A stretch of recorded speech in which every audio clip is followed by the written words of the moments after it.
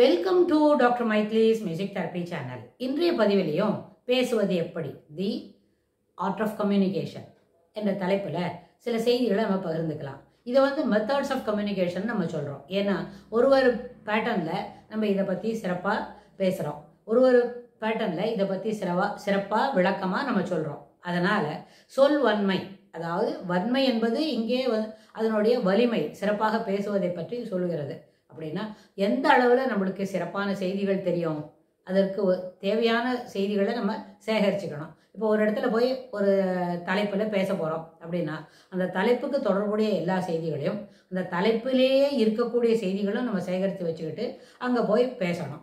ஒரு இடத்துல எந்த ஒரு மீட்டிங் போகிறோமோ அந்த மீட்டிங்கில் பேசணும். இல்லை அதுக்கு தொடர்புடைய செய்திகளை நம்மளுடைய சகாக்களுக்கு எடுத்து சொல்ல போகிறோம், அதுக்கும் நம்ம தேவையான செய்திகளை சேகரிச்சுக்கணும்.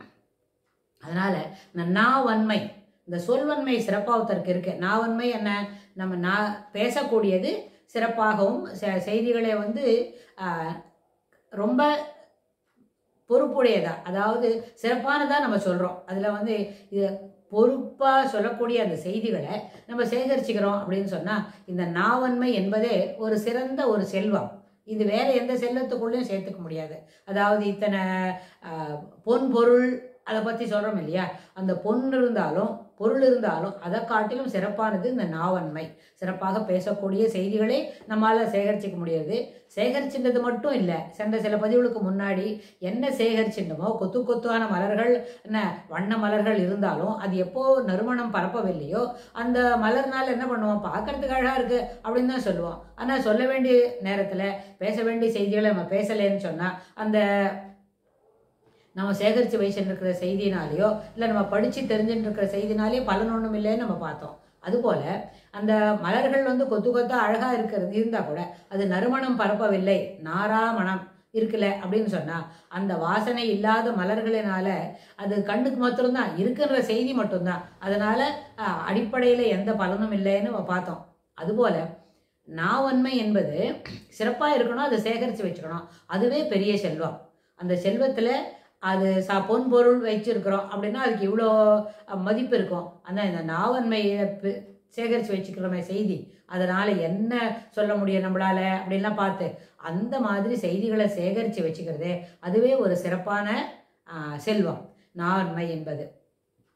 அதனால தான் கீழே வரும்பொழுது நம்ம என்ன சொல்கிறோம், சிலவங்களால் செய்திகள் சேமித்து வைத்திருப்பாங்க, ஆனால் அவங்களாக்க அதை திருப்பி சொல்ல தெரியாது.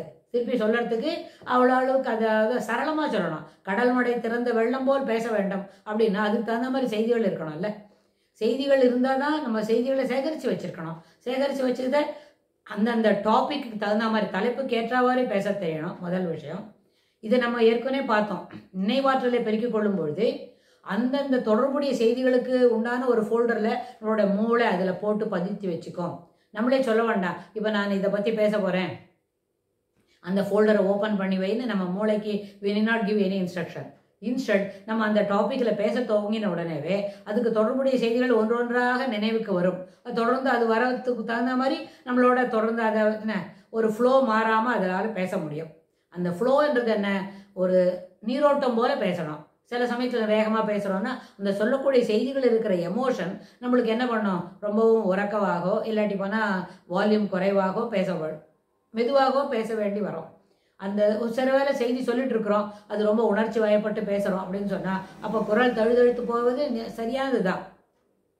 ஏன்னா சொல்லக்கூடிய செய்திகள் நம்மளுடைய உணர்ச்சிகளோடும் அது என்ன பண்ணோம், பங்கு பற்றிக்கும்.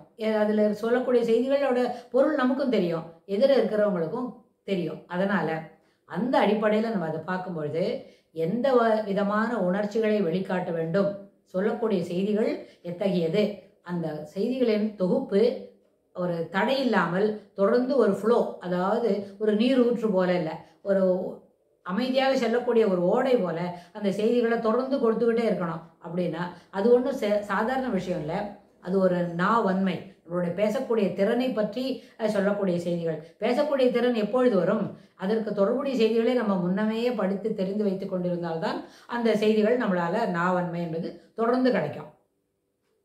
ஒரு தலைப்பில் பேச துவங்குறோம்னு சொன்னால் சொல்லக்கூடிய செய்திகள் ஒரு நீரோடை போல மெலிதாக தொடர்ந்து போய்கொண்டே இருக்க வேண்டும். எத்தனை மணி நேரம் பேசணும், எத்தனை முதல்ல நிமிடங்களுக்கு பேச துவங்கணும். அந்த நிமிடங்கள் பேசும்பொழுது செய்திகள் தொடர்ந்து வருமே. ஆனால் இன்னும் ஒரு 15-20 நிமிஷம் 60 நிமிஷம் கூட நம்மளால பேச முடியுமா இருக்கும். இதுக்கு அடிப்படையில் என்ன தேவை அப்படின்னு சொன்னால், கற்றுக்கொண்ட செய்திகளை விரித்துரைப்பதற்கு ஒரு பழக்கத்தை ஏற்படுத்தி கொள்ள வேண்டும். அதுதான் பேசுவது எப்படி என்பது தலைப்பில் இந்த செய்திகளெல்லாம் நம்ம பகிர்ந்துக்க முடியும். இதுக்கு தொடர்புடைய செய்திகளை வரப்போகிற பகுதிகளிலும் பார்க்கலாம். தேங்க்ஸ் ஃபார் வாட்சிங்.